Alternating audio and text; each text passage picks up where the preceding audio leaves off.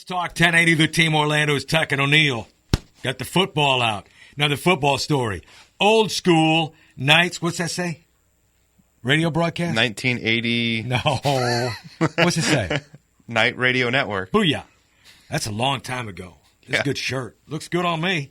Anyway, we're Tuck and O'Neill with Mike Tuck. I'm Jerry O'Neill. Got a football story to talk about.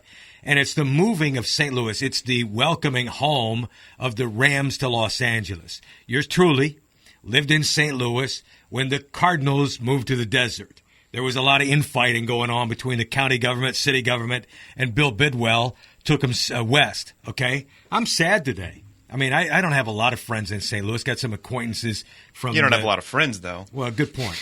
Valid. That would be a stretch to consider anyone on the planet that way. Now, that being You'll said... have a lot more if you win Powerball tonight. You know, you got that right.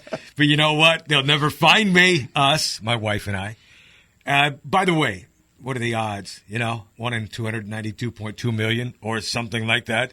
Mike, what do you think about this? What do you think about St. Louis losing its football franchise? I hate that any fan base has to lose their football team. I mean, the city obviously is going to suffer.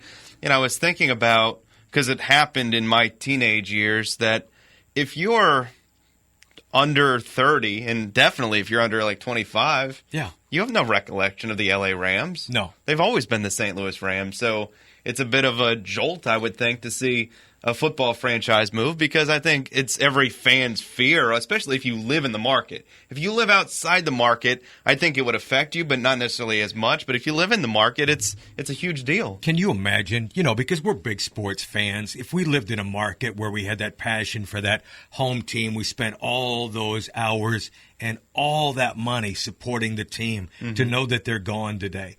And, look, I know the world revolves around business. I know it's a business, okay?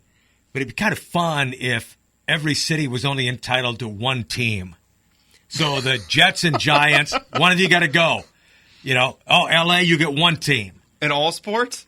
Yeah. In all sports. So you only get one team? Right. Like the New York City gets one sports franchise. One. Who gets I guess the Yankees got to stay, right? I don't know. It's up to them. But that way we would spread the wealth a little bit. Yeah, that's not happening. Who made the Big Apple king? L.A. hadn't had a football team in, since 1995? 94 was the last year. Yeah. Actually, the Raiders were down there since then, right? And went back. They left the same year. Did they? Was that's the crazy thing is they left the same year. So it's since the end of the 1994 season. Right. But see, that's the thing, too, about this is it's not, to me, the same thing as Cleveland leaving to go to Baltimore. I mean, it's the same circumstance. Why not? Because the Rams were originally out in L.A. They were out in LA. The Rams were in Cleveland. Well, if you want to...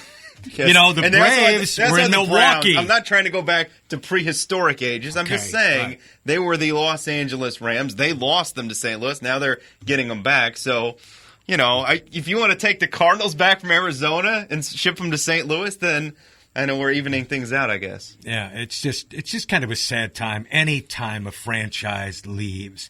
I mean, when Seattle lost basketball, it doesn't resonate with us, It only resonates with me a little bit because having lived in St. Louis, having lived there when the Cardinals left, it was a sad time. And when I hear that friggin' billionaire owner go, well, the city's situation right now, it's not big enough or not strong enough financially to have a football team. Mike can't eat. It's ridiculous. Kane? Anything else? That's it, man. All right, we're Tuck and O'Neill weekdays 3 to 7 on the radio on Sports Talk 1080 The Team Orlando.